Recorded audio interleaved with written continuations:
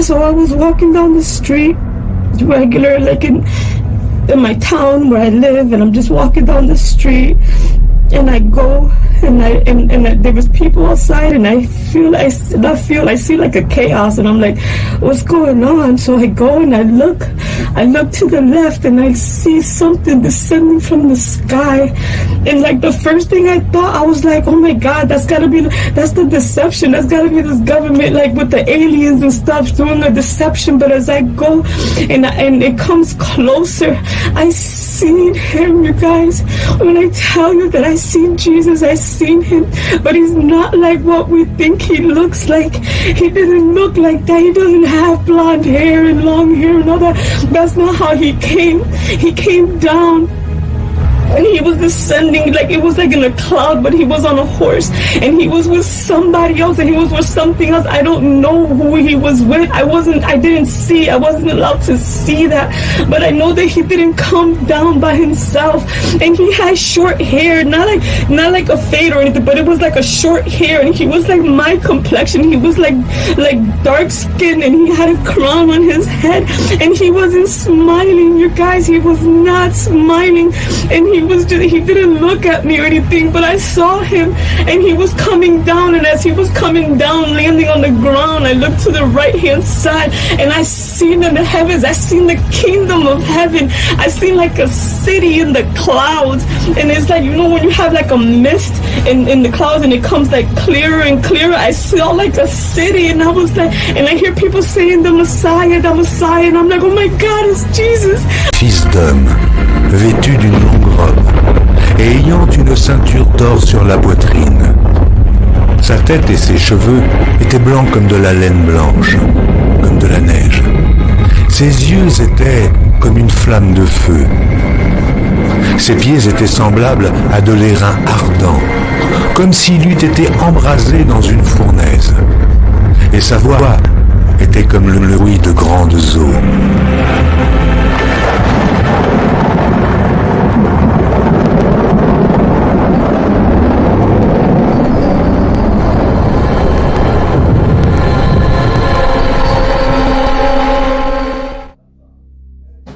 Kembo na tata nzambi ya mazulu tatu weku zulu kumu waku wa binsangu kimfumu kya kuyisa uzolo waku wa yilama mabeto tchana mazulu. Au nom puissant de notre puissant roi Isaiah Congo qui revient bientôt libérer son peuple dispersé au-delà des fleuves de l'Éthiopie, au-delà des fleuves des couches, c'est-à-dire de l'Afrique centrale jusqu'en Afrique du Sud, dispersés parmi les nations, c'est-à-dire chez les Ngoï. Alors aujourd'hui, nous allons vous révéler quelque chose. C'est une vidéo hautement spirituelle, mes frères et sœurs, d'où nous vous conseillons de suivre avec beaucoup d'attention jusqu'à la fin. Aujourd'hui, nous allons vous ouvrir encore les yeux à travers cette vidéo. Mais avant de commencer, nous allons vous faire un récapitulatif sur les notions du paléo-hébreu, d'accord? Alors, il faut savoir que le paléo-hébreu est une langue consonantique, c'est-à-dire il n'y a que des consonnes. Et ce n'est que vers l'an 1000 de notre ère, de notre époque, de notre ère, que des rabbins de Masoret Édomite Khazar, des Mboisan Tantou, que vous appelez le Mindélé, qui sur le lac de Tibériade ont décidé de rajouter des petits points, des petits traits, des petits signes au-dessus et en dessous des lettres qu'on appelle de Dagesh. Hein?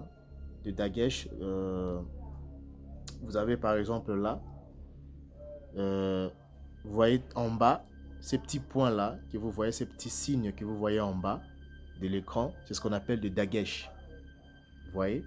Donc, ce sont des rabbins, hein, ce sont les Édomites, les Masoretes Édomites Khazar, ce sont eux qui ont rajouté ces petits points-là que vous voyez, ces petites traces, ces petits traits que vous voyez au-dessus et en dessous de lettres qu'on appelle donc des dagesh pour vocaliser le paléo-hébreu, c'est-à-dire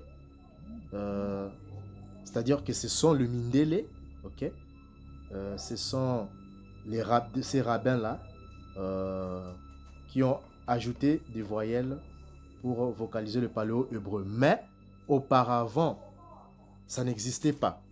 Auparavant, ça n'existait pas le voyelle. Donc, il n'y avait que des consonnes. Vous voyez? Il n'y avait que des consonnes. Alors, le paléo-hébreu ne s'écrit qu'avec des consonnes. Le paléo-hébreu ne s'écrit qu'avec des consonnes. C'est une langue consonantique. Vous comprenez? D'où c'est le paléo-hébreu qui nous concerne. Vous comprenez? C'est le paléo-hébreu qui nous concerne. Ce n'est pas cet hébreu-là syrien. Ça, c'est de l'hébreu syrien que vous voyez à l'écran. Ça, c'est de l'hébreu syrien. Ce n'est pas du paléo-hébreu. Ok? Voilà, le paléo-hébreu est là. Ça, c'est le paléo-hébreu. Vous voyez? Mais là, par contre, vous avez l'hébreu syrien. Parce que vous avez des dagesh, ok? Comme je viens de vous l'expliquer tout à l'heure. Donc, ces petits points ajoutés par les Masorètes édomites Khazars. Les rabbins, les Mindélé, ce sont eux qui ont rajouté ça. Mais auparavant, ce n'était pas comme ça. Le paléo-hébreu, c'était juste des consonnes, comme vous l'avez là. Donc, ce qui va nous intéresser, c'est ces paléo-hébreux. C'est le paléo-hébreu. Alors, il faut savoir que le paléo-hébreu a quelques règles qu'il faut savoir. D'accord? Alors, la première règle, c'est que le aleph et le aïn en début de phrase. Donc, le aleph, c'est ce que vous voyez encerclé en rouge, hein, au début. Donc, c'est le aleph. Et en bas, vous avez celui qui est encerclé, c'est celui qui a la forme d'un œil. Les aïn. Donc, le aleph et les aïn en début de phrase sont sourdes. En anglais, on dit silent, comme vous le voyez. Vous pouvez bien le constater. On dit, donc, ces deux consonnes, ces deux lettres en début de phrase sont sourdes, sont silent. Donc, on ne les prononce pas. Ça ne se lise pas, ces deux lettres. D'accord? Mais, attention, à l'intérieur, quand vous avez le aleph ou les aïn à l'intérieur d'une phrase, ça se lit, hein? Ça se lit. On le prononce. Vous allez le comprendre avec beaucoup d'autres exemples que nous allons donner au fur et à mesure que vous allez rester connecté sur notre chaîne. Alors, la deuxième règle, ce qu'il faut savoir, c'est que le lettre finale en paléo-hébreu, généralement, ne se lisent pas. Généralement. Hein, les lettres finales en paléo-hébreu ne se lisent pas. Elles sont sourdes. Silent. Mais il y a des exceptions. Vous allez comprendre pourquoi je dis qu'il y a des exceptions. Nous allons voir ça au fur et à mesure, avec d'autres vidéos que nous allons faire. Donc, ça c'était pour la deuxième règle. La troisième règle, ce qu'il faut savoir, c'est que le resh, ok, le resh,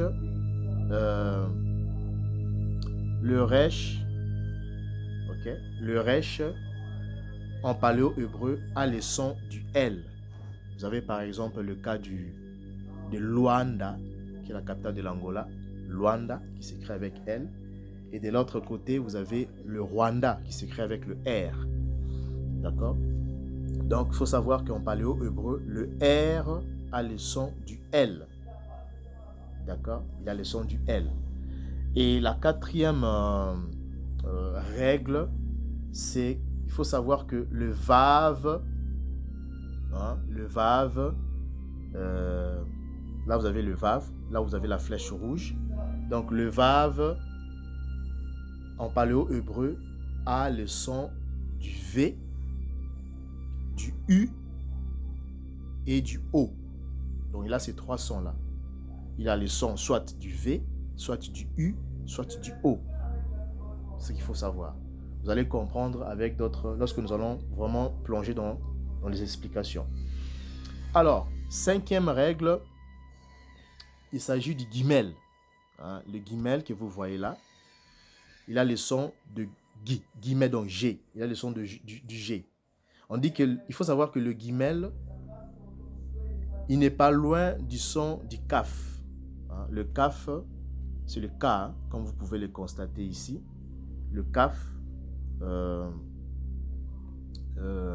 comment dirais-je? Le kaf, il est là. Un instant. Il n'est pas loin du son du kaf. Vous avez le kaf là. Donc le guimel, il n'est pas loin du son du kaf. Donc du son du K. Alors, vous avez par exemple Kadhafi. Et de l'autre côté, d'une autre manière, quand vous, c'est-à-dire le Kadhafi, il y a d'autres qui prononcent Kadhafi, le mot Kadhafi, et il y a d'autres qui prononcent le mot Gaddafi. Vous comprenez? Donc Kadhafi ou Gaddafi. Ça c'est pour, comment dirais-je, c'est pour le, c'est dans les, c'est-à-dire c'est comme ça que dans les langues sémites, hein, le G et le K se confondent. C'est ce qu'il faut savoir.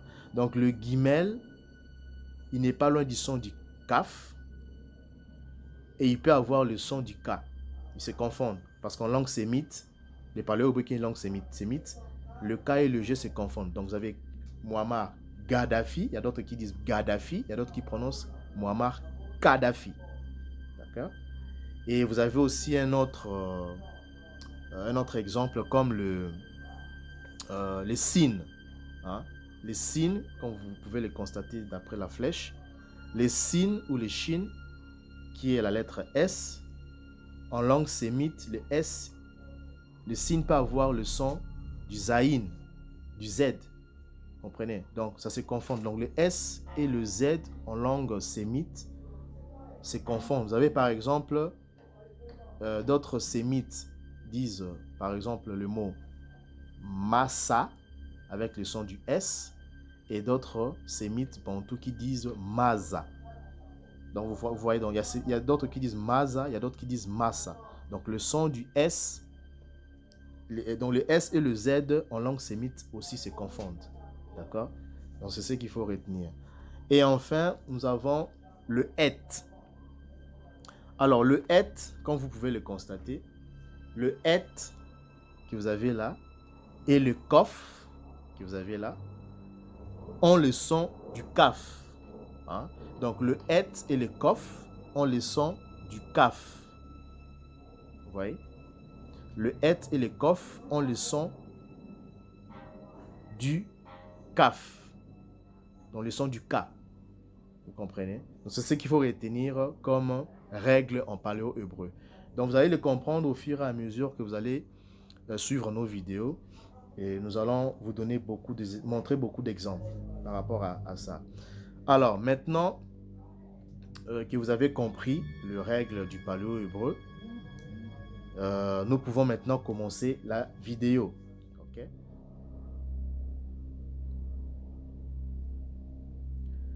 Alors, nous allons ouvrir la lexique biblique. Nous allons aller dans Daniel 7.9, dans la lexique biblique. Nous allons lire Daniel 7.9, dans Daniel chapitre 7, verset 9. Alors, que nous dit les communs? Nous sommes là. Je regardais pendant que l'on plaçait des trônes, et l'ancien des jours s'assit. Point.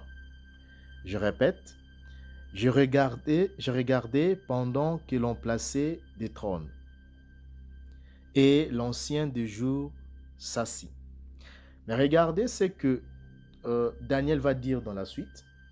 C'est ce qui va vraiment beaucoup nous intéresser. Son vêtement était blanc comme la neige, et les cheveux de sa tête étaient comme de la laine pure. Je répète, son vêtement était blanc comme la neige, et les cheveux de sa tête étaient comme de la laine pure. Donc ici, il y a 5 mots qui vont vraiment nous intéresser. Et c'est par là où nous allons vraiment entrer dans la profondeur. Nous allons vous ouvrir vraiment les yeux.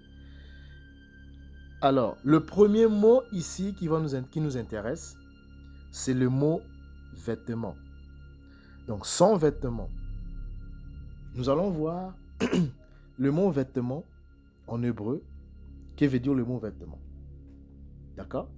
Donc, nous allons cliquer ici dans le mot vêtement. Et nous avons la correspondance. Donc, c'est les H3831 pour le mot vêtement. Et qu'est-ce que nous avons? Nous avons le mot... ça, ce sont les Masoretes édomites khazars qui ont traduit par les bouches. Ils prononcent les bouches. Ok? Et ils donnent comme définition de les bouches. Ils disent c'est un mot araméen qui veut dire vêtement et aussi habit. D'accord?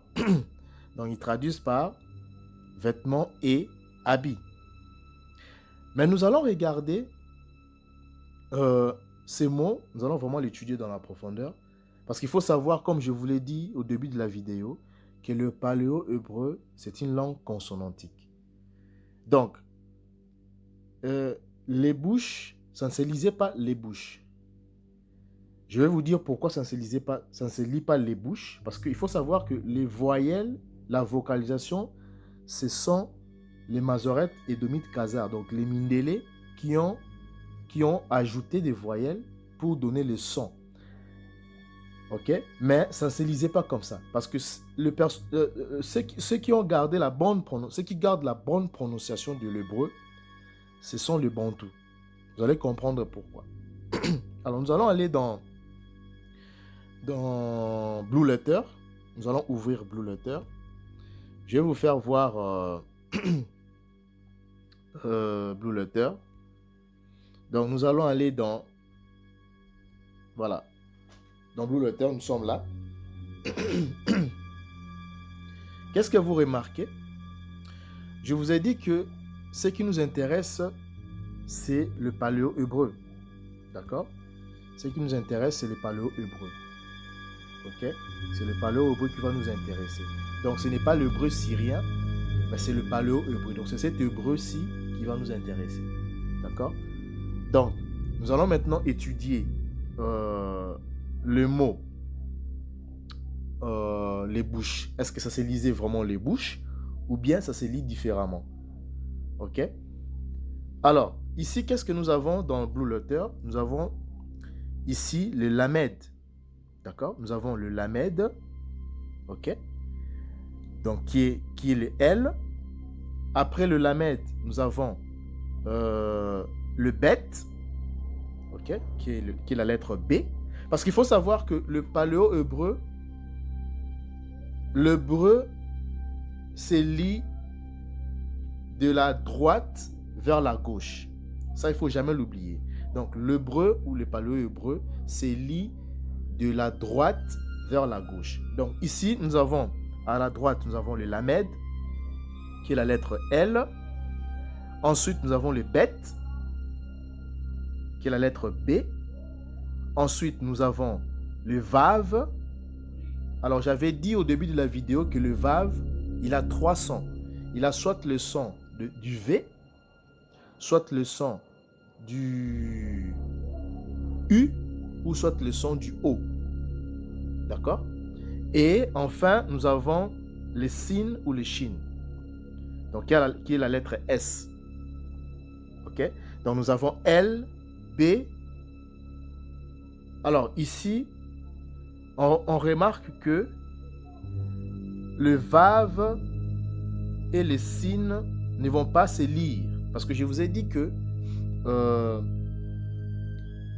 les lettres finales en paléo-hébreu, généralement, ça se lit pas. On les lit pas. Ici, dans ces cas aussi, c'est-à-dire que le vav et le sin ne vont pas se lire. Vous allez comprendre pourquoi. D'accord? Parce que si nous rentrons dans la lexique biblique, on dit quoi? On dit que on dit mot originel. Donc c'est L, toujours le lamed, L, le bet, le vav et Vous avez les sin à la fin. Ok?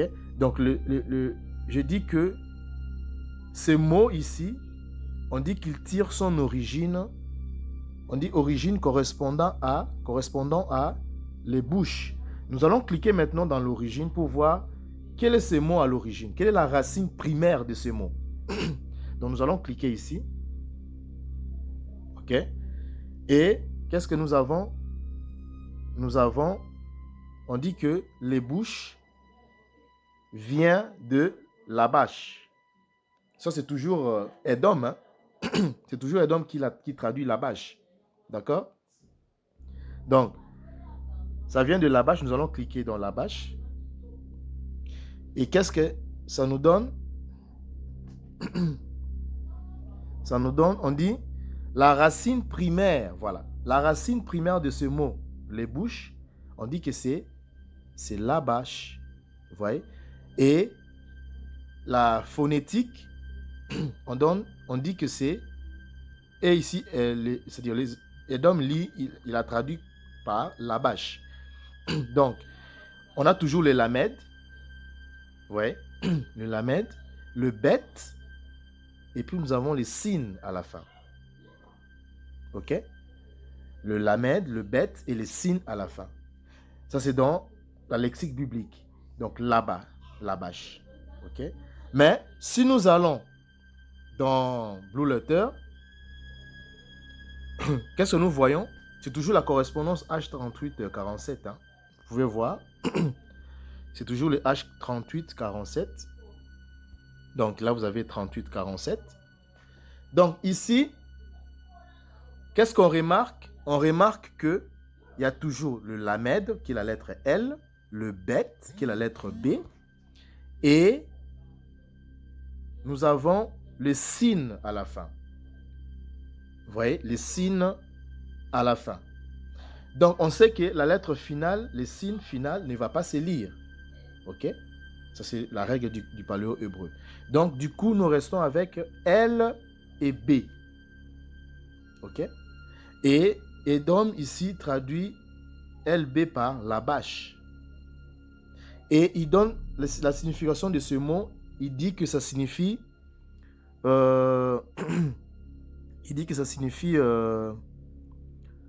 donc voilà, mot associé à la bâche, il dit ça veut dire vêtir, revêtir, faire mettre, couvrir, remettre, porter, mettre, prendre. Et ce qui va nous intéresser, c'est habit, virgule, costume. Vous voyez? Donc, la bâche, ça veut dire habit, signifie habit et costume. Ou costume. D'accord? Maintenant, nous allons voir dans la langue Congo, quel est le mot, est-ce qu'il existe un mot qui veut dire habit ou costume, qui commence, c'est-à-dire qui s'écrit par LB. Nous allons aller dans le dictionnaire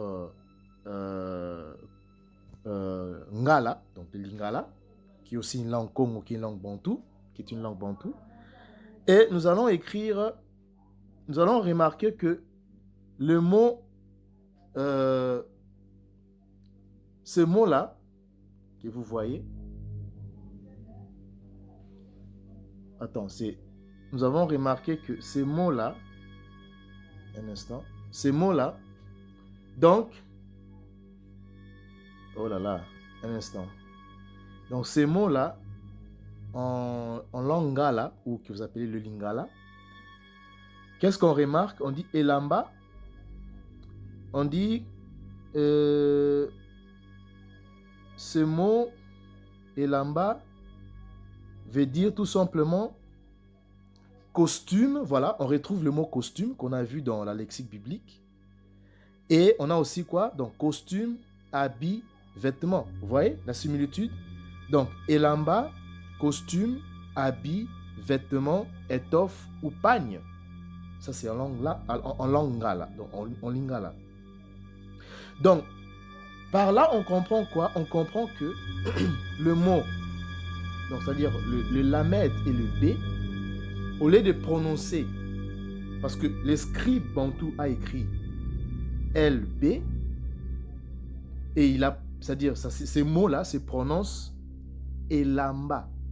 Mais Edom a mal traduit et il a traduit comme Labash. Ce n'est pas Labash, mais c'est Elamba, qui veut dire tout simplement costume, habit. Hein? On a vu ça, hein? Costume, habit. Vous voyez? Donc, costume, habit. Voilà, c'est ici. Vous voyez?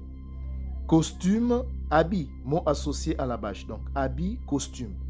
Et nous venons de voir que ce mot-là, on l'a retrouvé dans la langue, dans une des langues congo, qui est la langue Ngala, dans le Lingala, que le mot Elamba veut dire aussi habit, costume, vêtements. Alors, si nous allons dans Blue Letter, pourquoi Elamba? Parce que ici, donc vous avez le Lamed. Donc, au lieu de lire la bâche, ce ne sera pas la bâche, mais ce sera Elamba. Vous voyez? C'est un peu comme le mot lamba, hein, qui veut dire cuire le gâteau, faire des gâteaux. Hein. Le mot lamba, que nous avions déjà aussi prouvé, hein, on peut rapidement chercher le mot en question. Donc, c'est la référence, voilà. Ça, c'est la référence pour lamba. Vous allez comprendre pourquoi ce mot-là, ça se prononce elamba. Vous voyez, par exemple, ici, vous avez le mot, donc vous avez la phonétique L, B, B. Vous comprenez? Donc, L, B. On retrouve toujours le lamed et le bet. Et le B final, là, ne va pas se lire. Et ces mots-là, on dit que ça veut dire quoi? Ça veut dire tout simplement faire des gâteaux ou cuire des gâteaux. Donc faire des gâteaux ou cuire des gâteaux ou cuire du pain. Et ces mots-là ne se lit pas labab comme les prononce ici Edom, mais ça se lit lamba, lamba, kulamba. Ça c'est en langue Congo, hein, en Kikongo, qui veut dire tout simplement préparer, cuire, cuisiner, faire des gâteaux ou cuire des gâteaux ou cuire du pain. Donc vous voyez que ces mots-là, elamba, c'est toujours le lamed, excusez-moi, c'est toujours le lamed et le bet. Vous voyez? C'est toujours le lamed et le bet. Donc, au lieu de dire la bâche, on va lire elamba. Pourquoi et? Parce que ici c'est lamba. Vous voyez? C'est lamba, qui veut dire cuire des gâteaux. Alors, d'où vient le E? Pourquoi elamba?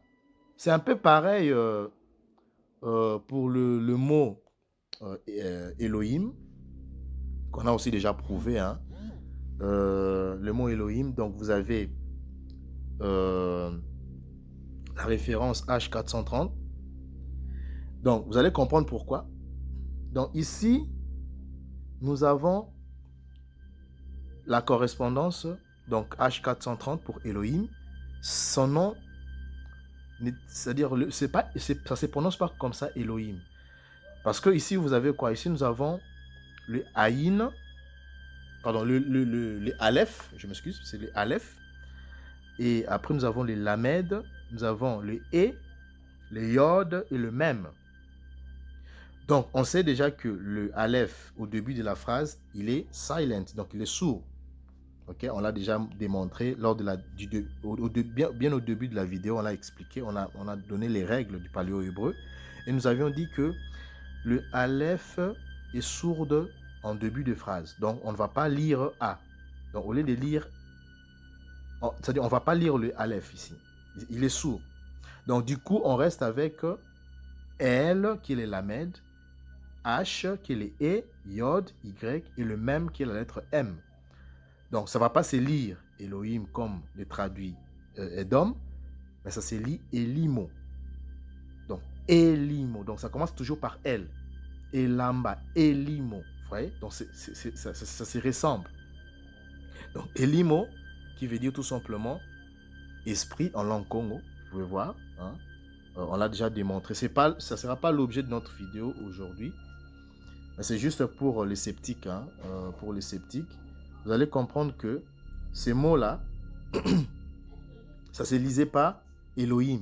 Ça ne se lit pas Elohim, mais ça se lit Elimo, qui veut dire tout simplement esprit, âme en langue Congo. Et si vous allez dans la lexique biblique, qu'est-ce que vous remarquez? Vous remarquez que ce mot-là, Edom, il est traduit comme étant Dieu, il est traduit comme ange. Hein, vous avez ici la définition de Elohim, c'est-à-dire juge, divinité, ange, Dieu. Vous avez mot associé à Elohim, vous avez Dieu. Hein? Et ici, nous avons, dans la langue, on a vu que ça veut dire tout simplement esprit ou âme. Or, nous savons très bien que d'après le synonyme du mot esprit, vous allez voir que le synonyme du mot esprit, c'est quoi? C'est exactement ange, le mot ange. Vous voyez? Donc vous avez dans la troisième colonne, donc alcool, ange. C'est ça, hein? Vous voyez très bien. Donc synonyme de esprit, du mot esprit. Dans la troisième colonne, vous avez alcool, vous avez ange. Donc là, on retrouve toujours la concordance avec la lexique hébreu. Hein? Donc c'est-à-dire ange. Vous avez ici le mot ange, définition de Elohim. Donc, or, on sait que le mot ange veut dire aussi Dieu. Donc esprit, ça veut dire aussi Dieu. On peut le démontrer. Donc ici, vous avez ange. Et à partir de ange, lorsqu'on clique dans ange, qu'est-ce que nous avons? Nous avons le mot protecteur. Ok? Et si nous cliquons dans le mot protecteur, qu'est-ce que nous avons? Nous avons le mot père. Nous avons le mot père. Qui est le père? Le père céleste, c'est qui? C'est Tatanzambi. Et lorsque nous cliquons dans le mot père, nous voyons que les synonymes, c'est quoi? Nous avons le mot Dieu qui est dans la troisième colonne. Donc vous avez ancêtre, bienfaiteur, Dieu. Donc cela prouve vraiment que le mot esprit a comme synonyme ange, Dieu. Vous voyez? Ange, Dieu. Donc cela prouve que ici le mot, ce n'est pas Elohim comme l'a traduit Edom, mais le mot ici c'est quoi? C'est Elimo, qui veut dire tout simplement en langue Congo âme ou esprit. Or le synonyme d'esprit, on vient de le voir, ça veut dire tout simplement ange et ça veut dire aussi Dieu. Ok? Donc nous revenons maintenant, c'est pas l'objet de notre vidéo. Donc nous allons revenir au mot, je disais Elamba, que Edom a traduit par Labash. Ce n'est pas Labash, mais c'est Elamba. Nous venons de le voir, c'est le même cas avec le mot Elimo. Donc ça commence toujours par les Lamed. Donc Lamed B, le Bet, les Lamed après le Bet. Et le signe ici, c'est la lettre finale, ça va tomber. On ne va pas les lire dans ce cas ici. Donc, d'où le mot, c'est Elamba. Ok? Nous pouvons encore le voir ici, dans Blue Letter. Donc, vous avez les Lamed, après vous avez le Bet et les signes à la fin. Donc, au lieu de lire la bâche, comme l'a dit, l'a mal traduit Edom, le script bantou a écrit LB, mais ça se lit Elamba. C'est pour cela que je vous dis toujours que c'est les Bantous qui ont la bonne prononciation, qui ont gardé la bonne prononciation du paléo-hébreu, de l'hébreu. C'est pour cela qu'il ne faut jamais négliger. Je vous demanderai, mes frères et sœurs, de ne pas négliger nos langues, parce que c'est ça le paléo-hébreu. Le Lingala, le Kikongo ancien, c'est ça le paléo-hébreu. Donc ne négligez pas ça, c'est très très très important. Donc, au lieu de lire la bâche, ça se lit Elamba. Est-ce que vous comprenez? Ici, c'est Daniel qui a utilisé ce mot. Parce qu'à l'époque de Daniel, ça c'est encore à l'époque de l'oppression babylonienne. Est-ce que vous imaginez, est-ce que vous pouvez vous imaginer l'ancienneté de ce mot? Depuis, je dirais, la captivité babylonienne, déjà ces mots-là, nos pères ont utilisé ces mots-là. Ça date de très longtemps. Et Daniel, c'est même avant le Messie, avant Isaïe, avant la venue de Isaïe. Donc ce mot-là, ça date de très longtemps. Alors maintenant, dites-moi, qui est ce peuple? Qui est ce peuple qui utilise ce mot jusqu'aujourd'hui? Parce que si Daniel a utilisé ce mot-là, Elamba, ça veut dire tout simplement, pour retrouver la descendance de ce peuple, la descendance de Daniel, il faut le retrouver où? Il faut chercher ce peuple qui utilise jusqu'aujourd'hui ce mot. Vous comprenez?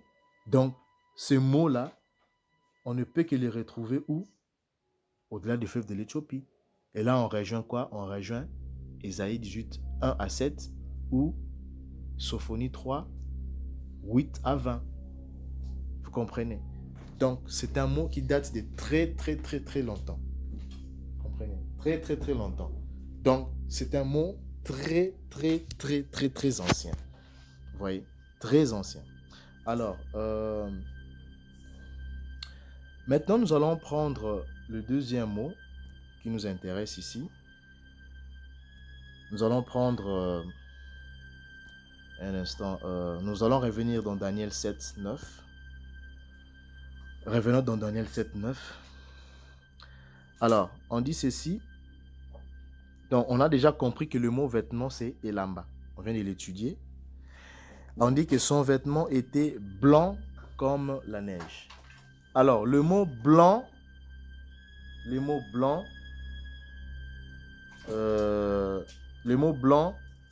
ici, lorsque nous cliquons, nous remarquons que le mot blanc, d'après les Édomites, les Masorètes, Édomites, Khazars, ils ont traduit le mot blanc comme kivar. Ils ont traduit le mot comme kivar. Ok, comme kivar. Or, ce mot-là, ça ne se lit pas kivar. Nous allons le démontrer pourquoi ça ne se lit pas kivar. Ok. Donc, ici, nous allons aller dans Blue Letter pour mieux comprendre ça. Nous allons aller dans Blue Letter. Voilà, nous sommes là. Vous voyez, nous sommes là, nous sommes dans Blue Letter. Alors, qu'est-ce que nous remarquons? Nous remarquons que le mot dans la phonétique ici, c'est-à-dire que la phonétique, c'est quoi? C'est le et. Or, il faut savoir que le et, il a le son du kof. Hein? Le et, ça s'écrit toujours CH. Donc, il a le son du kof, comme vous pouvez le constater. Donc, vous voyez ici, donc, translittération, vous avez CHI. Mais regardez la prononciation, vous avez kiv. Donc, c'est qui. Donc, ça le son du kof. Donc, vous avez le et, le vav et le resh. Or, je vous ai dit que le vav a le son du V, du U ou du O. Et le resh a le son du L. Vous voyez? Donc, au lieu de lire kivar, comme l'a traduit Edom, c'est déjà une mauvaise prononciation, hein, une mauvaise vocalisation. Donc, ici, nous avons donc CH, nous avons CH, et nous avons O, parce que le vav, dans ces cas ici, nous allons prendre la lettre O. Vous allez comprendre pourquoi. Et le resh a le son du L, donc nous avons L à la fin. Donc, K, nous avons le son K, O, L. Et lorsque nous revenons dans la lexique biblique, nous remarquons que Edom les traduit comme étant quoi? Que ce mot signifie blanc. C'est tout. C'est la seule définition qu'il donne. Vous voyez? Il dit que ça signifie blanc. Mais,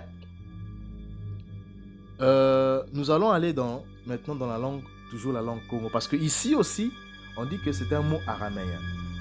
Il faut savoir que la plupart, je ne dis pas tout, hein, mais la plupart des mots araméens, pour les retrouver, c'est-à-dire ce sont des mots ngala. Parce qu'il faut savoir que ce sont des mots ngala. Hein, la plupart des mots araméens, Ce sont des mots Lingala. Donc, nous allons aller dans le dictionnaire Lingala et nous allons chercher ces mots-là. Hein, parce que lui, Edom a traduit comme étant Kivar. Mais on a bien dit que c'est les K, c'est les O, L, et ce mot-là, nous voyons bien que c'est Kola. Pourquoi? Et on dit ici que Kola, qui est la racine, ok? Kola, c'est la racine. Et on dit que Kola, pardon, qu'est-ce que je dis? Ouais, Kola, c'est ça, Kola. Ok? Donc Kola, attendez un instant, c'est Kola, mais c'est que ça, Kola, c'est juste la racine. Hein? Kola, c'est la racine. C'est un peu comme lorsqu'on a vu le mot Kala, Likala. Donc Kala, c'est juste la racine et les li, c'est juste le préfixe. Donc ici, on aura une situation similaire au mot Kala. Donc au lieu de dire Kola, c'est Lokola. Vous voyez, c'est Lokola, qui veut dire tout simplement comme. C'est ça la définition de Lokola. Donc c'est comme. Donc Kola ou Lokola, ça veut dire tout simplement comme. Donc au lieu de traduire ces mots par le mot blanc, comme l'a traduit Edom, ces mots-là ne se traduisent pas comme blanc, mais ces mots-là, ça se prononce d'abord Kola ou Lokola. Et ces mots-là signifient tout simplement comme en langue Lingala, donc en Lingala. Tu vois? Donc Daniel ici avait dit Kola ou Lokola, qui veut tout simplement dire comme. Est-ce que vous comprenez? Est-ce que vous comprenez la profondeur de ces mots? C'est-à-dire, est-ce que vous comprenez l'ancienneté de ces mots que nous utilisons jusqu'aujourd'hui? Vous comprenez? Alors, donc là, nous venons de voir et de comprendre que ce mot ne se prononce pas Kivar, mais ça se prononce Kola ou Lokola, qui veut dire tout simplement comme. Vous comprenez? Comme. Maintenant, nous revenons toujours dans Daniel. Revenons toujours dans Daniel 7, 9. Donc, nous avons déjà compris que sans vêtements, non, c'est-à-dire Elamba, le mot vêtement, on a compris que c'est le mot Elamba. Et le mot blanc, c'est Kola ou Lokola. Maintenant, nous allons voir le mot neige. Est-ce que nos pères avaient la notion du mot neige? Nous allons voir, nous allons étudier ce mot. Et qu'est-ce que nous allons remarquer? Lorsque nous allons dans la lexique biblique, nous avons quoi? Nous avons les totes. Nous avons les totes. Pardon, je crois que c'est les totes. Oui, c'est ça, les totes. Après, nous avons le lamed. Ok, le lamed. Et nous avons le guimel à la fin. Par contre, ici, le guimel ne va pas se prononcer, ne va pas se lire. Ok? Ici, il ne va pas se lire. Vous allez comprendre pourquoi. Il ne va pas se lire. Et toujours, on dit c'est toujours un mot araméen. Et ici, Edom le traduit comme telag. Telag. Il dit que c'est un mot araméen. Et ça veut dire neige. Alors, nous allons le toujours dans Blue Letter parce que j'aime bien Blue Letter. Et vous allez voir pourquoi. Vous allez comprendre quelque chose ici. Regardez. Ça, c'est dans Blue Letter. Ok? Blue Letter. Qu'est-ce que nous avons? Nous avons le mot. Donc, c'est-à-dire ici, la phonétique, nous avons les taves. Ce n'est pas les totes, c'est les taves. Donc, nous avons les taves. Les taves qui est là. Après, nous avons le lamed. Les taves, le lamed. Et après, nous avons les guimel. Mais par contre, ici, le guimel ne va pas se lire. On va pas la prononcer. On ne va pas le prononcer, les guimel. Donc, du coup, on reste avec les taves, donc les T, qui a le son du T. et le lamed qui a le son du L, donc TL. Et TL, Edom les traduit comme étant neige. Et on dit que c'est un mot araméen. Mais nous allons aller dans les dictionnaires Kikongo, pardon, les dictionnaires Ngala, Lingala, et nous allons voir qu'est-ce que ce mot-là signifie exactement. Et lorsque nous allons dans le dictionnaire Lingala, nous voyons que ce mot-là signifie tout simplement, voilà, Tela qui est la racine, hein, Tela qui est la racine, et Kotela, hein, qui veut dire tout simplement, Tela ou Kotela, veut dire tout simplement éclaircir, regardez bien, vous avez éclaircir, s'éclaircir, rougir, passer d'une couleur sombre à une couleur claire. Ça veut dire aussi le verbe mûrir pour le fruit, hein, pour le fruit. Donc, Tela ou Kotela, en lingala, ça veut dire éclaircir, s'éclaircir, rougir, passer d'une couleur sombre à une couleur claire. Vous voyez? À une couleur claire. Donc, ici, il faut savoir que ici, ce mot-là, ça ne signifie pas neige comme l'a traduit Edom. Ok? Ça ne signifie pas neige comme l'a traduit Edom. Vous comprenez? Donc, côté là veut dire, ou Tela veut dire tout simplement éclaircir ou s'éclaircir, ou passer d'une couleur sombre à une couleur claire. Vous voyez? Et si nous allons dans les synonymes de ce verbe, de ce mot, qu'est-ce que nous remarquons? Nous remarquons que, nous allons aller dans les synonymes, nous allons prendre les synonymes du mot éclairci. Éclaircir, éclaircir.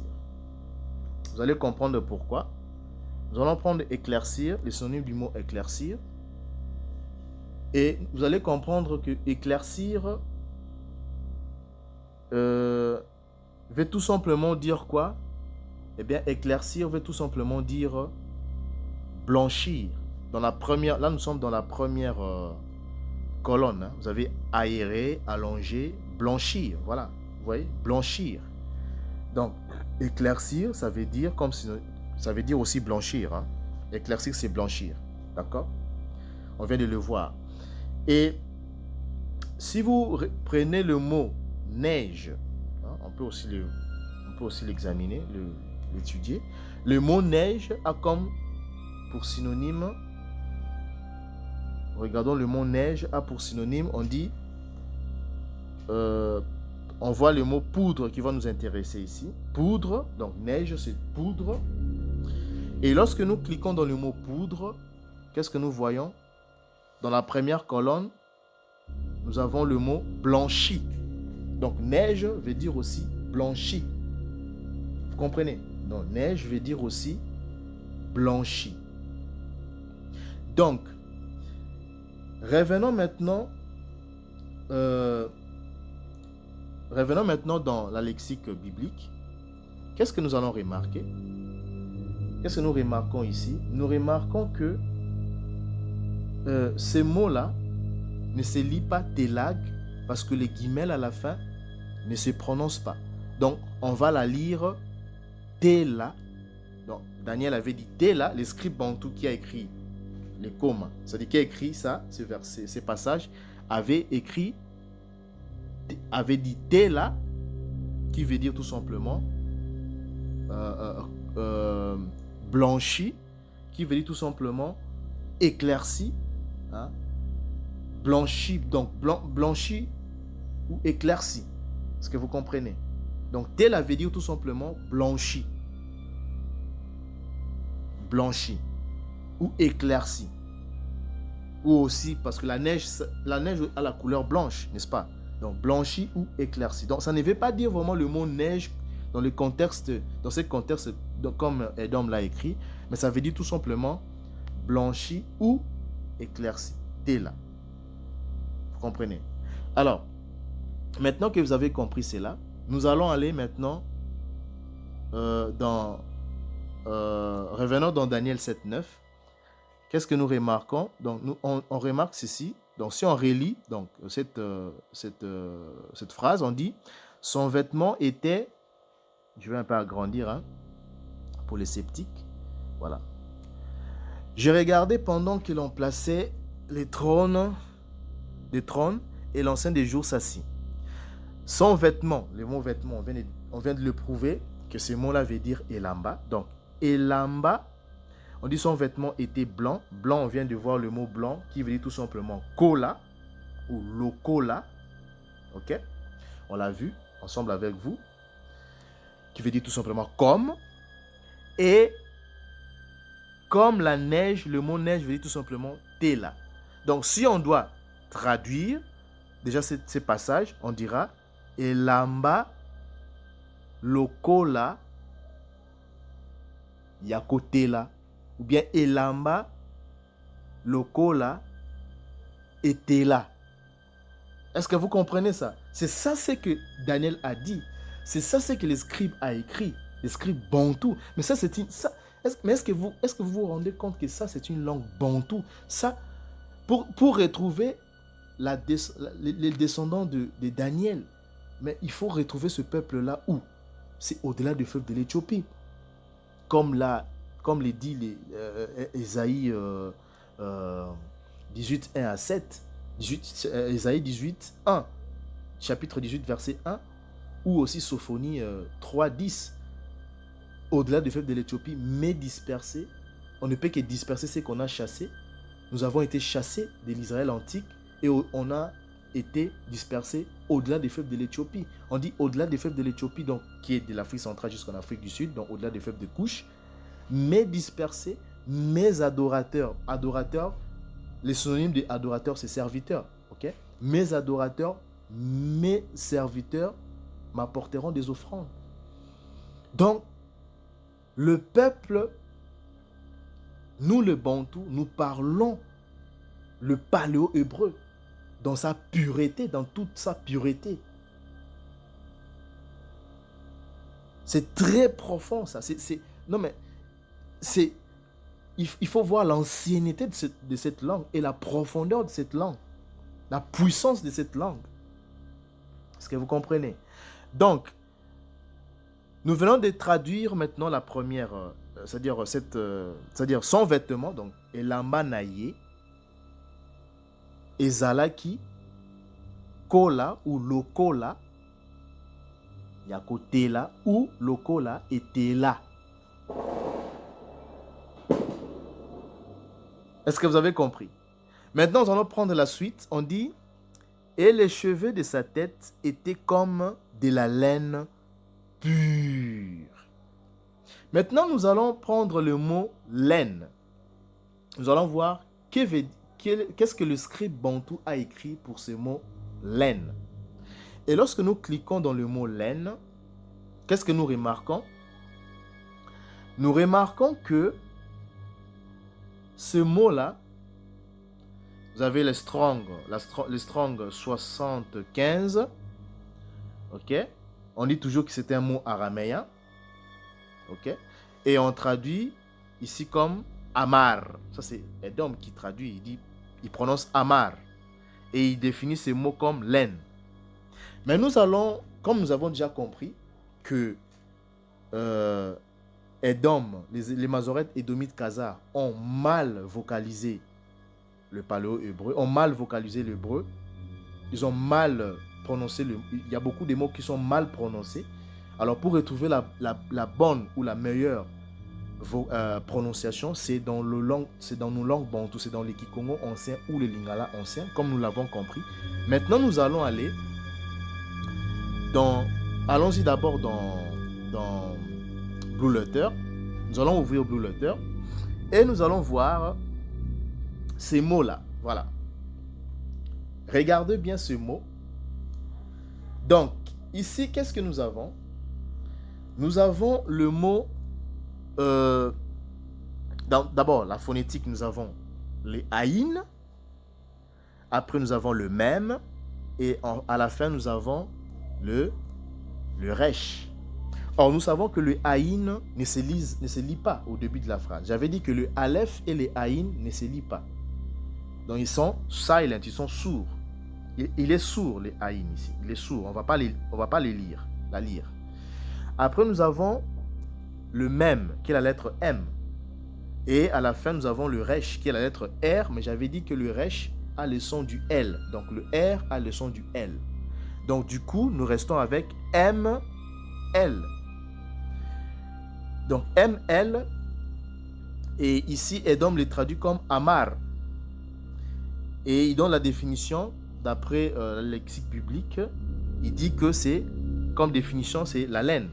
Mais nous allons aller dans la langue Congo. Cette fois-ci, nous allons aller dans la langue Kikongo. Et nous allons chercher ce mot-là. Ok? Nous allons chercher ce mot-là. Et qu'est-ce que nous remarquons? Lorsque nous allons dans le dictionnaire Kikongo, nous voyons que le mot malou, parce que ça veut dire malou, hein, le mot ici, parce que nous avons ML, c'est toujours le son biphonique. C'est un son biphonique. Donc nous avons ML, donc c'est malou. Et ici, nous voyons que malou, on dit malou veut dire cheveux. Cheveux. On dit cheveux sur le sommet de la tête. Ce sont cheveux sur le sommet de la tête frisés, virgule, aplatis. Donc, malumangonda ou malumangonda, ça veut dire tout simplement le cheveu frisé ou le cheveu aplati. Je vais essayer un peu d'augmenter. Un instant. Donc, vous allez voir que, voilà, nous sommes là. Vous allez voir que malumangonda ou malu, veut dire tout simplement le cheveu. Le cheveu frisé, les cheveux aplatis. Vous voyez? Cheveux frisés, cheveux aplatis. Hein? Cheveux frisés, cheveux aplatis. Est-ce que vous comprenez? Ok? Cheveux frisés ou cheveux aplatis. Or, les synonymes de aplati, nous allons chercher les synonymes de aplati. Vous allez comprendre quelque chose ici. Les synonymes du mot aplati, nous allons chercher les synonymes du mot aplati. Aplati. Les synonymes du mot aplati nous donnent quoi? Nous sommes ici dans la seconde colonne. Nous avons le mot écrasé. Donc aplati veut dire écrasé. Ok? Et si nous cliquons dans le mot écrasé, qu'est-ce que ça nous donne? Nous avons le mot, regardez bien, nous avons le mot, dans la quatrième colonne, hein, nous avons le mot broyer, petit. Donc, c'est-à-dire aplati, qui veut dire écrasé, qui veut dire aussi petit. Donc, des petits cheveux. Des petits cheveux. Et lorsque nous cliquons dans le mot petit, qu'est-ce que nous avons? Nous avons le mot, c'est toujours dans, c'est-à-dire les synonymes de petit, nous avons le mot court. Court. Vous voyez? Nous avons le mot court. Hein? Court. Je vais vous le montrer. Attendez un instant. Donc, vous avez le mot court. D'accord? Le mot court. Un instant. Hein? Vous avez le mot court. Il est là. Le mot court. D'accord? Le mot court. Vous pouvez regarder dans la troisième colonne. Hein? Donc, anodin, bébé, bas. Vous descendez un peu en bas. Vous allez voir le mot court. Donc, coquet, court. Donc, nous avons vu que, et nous avons confirmé que les synonymes du mot aplati veut tout simplement dire court. Ok? Donc, quand on dit les cheveux aplatis, ça veut dire aussi les cheveux courts. Et si nous prenons cette fois-ci le synonyme du mot frisé, qu'est-ce que nous avons? Le synonyme du mot frisé va nous donne quoi? Regardez bien. Nous sommes dans la troisième colonne. Bouclé, crépus, crépus. Troisième colonne, bouclé, crépus. Donc, les synonymes du mot frisé, c'est les cheveux crépus. Congo. Donc, les synonymes du mot frisé, c'est les cheveux crépus. Hein? Vous avez aussi, donc vous avez crépus, vous avez moutonnant dans la quatrième colonne, moutonnant, hein, moutonnant. Et lorsque vous venez dans le mot moutonnant, vous cliquez, vous avez quoi? Vous avez le mot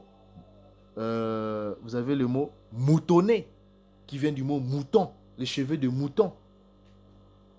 Est-ce que vous comprenez? Les cheveux de mouton. Vous voyez? Alors, il faut savoir que ce mot-là, moutonnant, si on doit un peu aller un peu en profondeur, vous allez comprendre que ces mots-là, hein, ces mots-là moutonnant, voilà, il est là. Ce mot-là moutonnant veut dire tout simplement dans la langue française, il a trois significations. Moutonnant veut dire qui a une chevelure ou un toison frisé ou ondulé. Donc, toujours les cheveux frisés, crépus, voilà. Donc, les cheveux frisés, crépus, ondulés, c'est les cheveux moutonnants. Deuxième définition, on dit que moutonnant veut dire aussi qui a l'aspect d'un troupeau de moutons. Vous comprenez? Et troisième, on dit que moutonnant, ça veut dire aussi qui se comporte comme un troupeau de moutons. Et lorsque nous allons dans le verbe moutonner, nous regardons le verbe moutonner, on dit que ce verbe signifie tout simplement rendre frisé, donc crépus, annelé, ou aussi ondulé, comme la laine d'un mouton. Donc quand on dit moutonnant, moutonner, ça veut dire tout simplement comme la laine d'un mouton. Exemple, on dit tête moutonnée. Quand on traite d'une personne d'une tête moutonnée, hein, ça veut dire tout simplement que on te considère comme un vieux. Quand on dit par exemple, ce monsieur-là, il a une tête moutonnée, ça veut dire tout simplement que ce monsieur est vieux. Vous comprenez ça? Donc il a la chevelure blanche, mais avec des cheveux crépus, avec une chevelure moutonnée. Donc Maalu, qu'on a vu en langue Congo, veut dire tout simplement les cheveux aplatis, les cheveux frisés, les cheveux crépus, les cheveux des moutons. Donc voilà, c'est ça. Et regardez encore, il y a quelque chose d'intéressant ici, parce qu'on dit que on va aller dans on dit que Maalu, on a déjà compris que ici c'est Maalu, hein, ici c'est Maalu. Donc Maalu, donc voilà, on a compris que c'est Maalu. Donc vous avez ML, donc Maalu, c'est un son biphonique. Et lorsque nous revenons dans la lexique biblique, dans le lexique hébraïque, dans le lexique biblique bien sûr, qu'est-ce que nous remarquons? Nous remarquons que on dit que Maalu, il tire son origine de quoi? On dit correspondant à, et Edom traduit ici Tsemer. Nous allons voir qu'est-ce que cela veut dire. Et lorsque nous entrons dans l'origine de ce mot Maalu, qu'est-ce que nous remarquons? Nous remarquons toujours le son. Nous avons ici par contre ici nous avons le tzadik, hein, le tzadik après le même et toujours le resh à la fin. Donc vous avez ici un son je dirais triphonique, ok, un son triphonique. Donc ici nous avons les tzaddik, le même, et enfin nous avons le resh. Or le resh a le son du L. Nous savons déjà que c'est Maalu à la fin.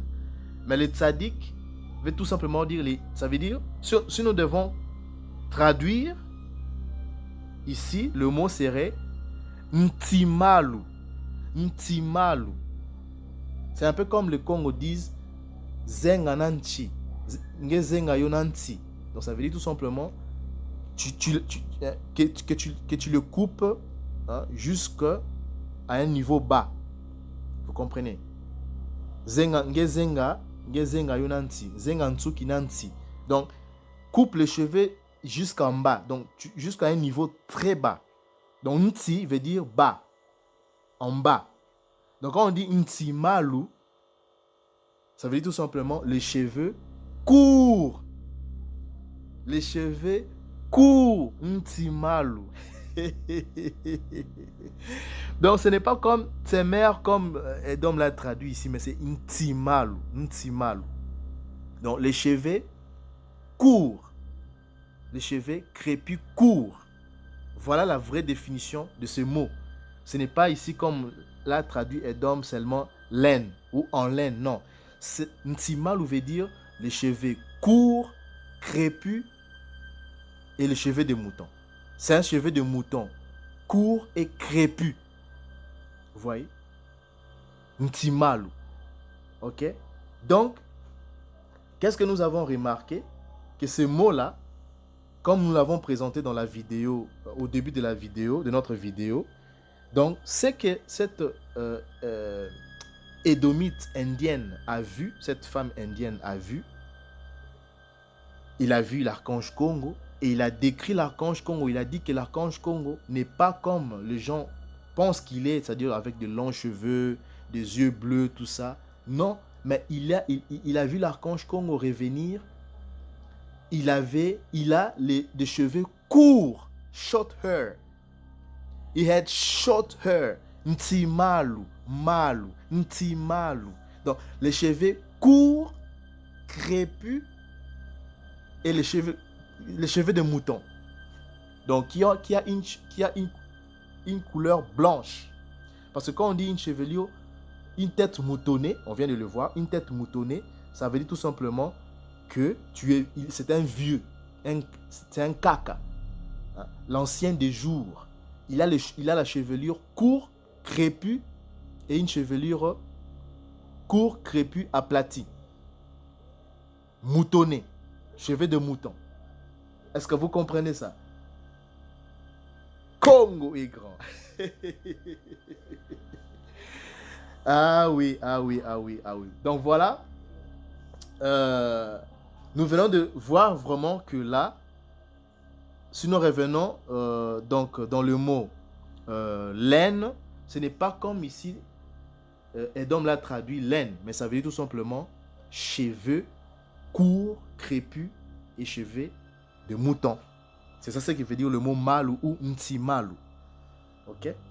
Donc, si nous revenons maintenant dans Daniel 7.9, donc on prend le mot, on dit les cheveux de sa tête étaient comme de la laine. Donc, ce mot laine, on a vu que c'est Ntsi Malu ou Malu. Ok? Ntsi Malu ou Malu. Donc, c'est ça. Ntsi Malu ou Malu. D'accord? Ntsi Malu ou Malu. On l'a démontré. Maintenant, si nous revenons ici dans Daniel 7.9, on voit que le mot laine, on l'a déjà démontré. On dit les cheveux de sa tête étaient comme de la laine pure. Et si nous venons dans le mot pur, nous cliquons. Qu'est-ce que nous avons comme mot? Toujours en araméen.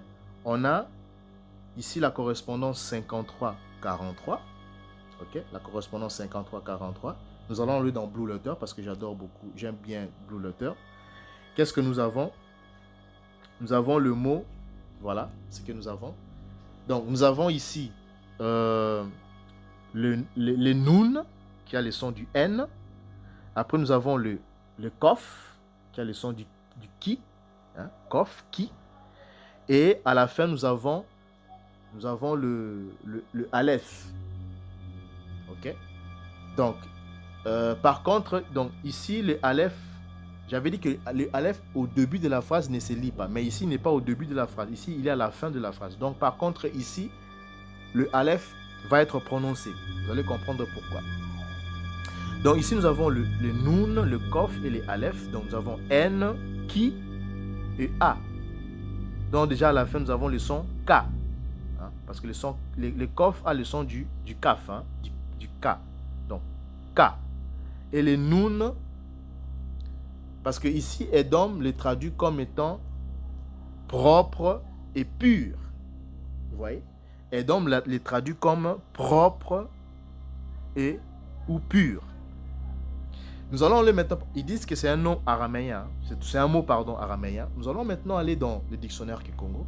pour voir ces mots-là et vous allez comprendre quelque chose. Nous allons aller dans le dictionnaire Ngala, donc le dictionnaire Ngala, et vous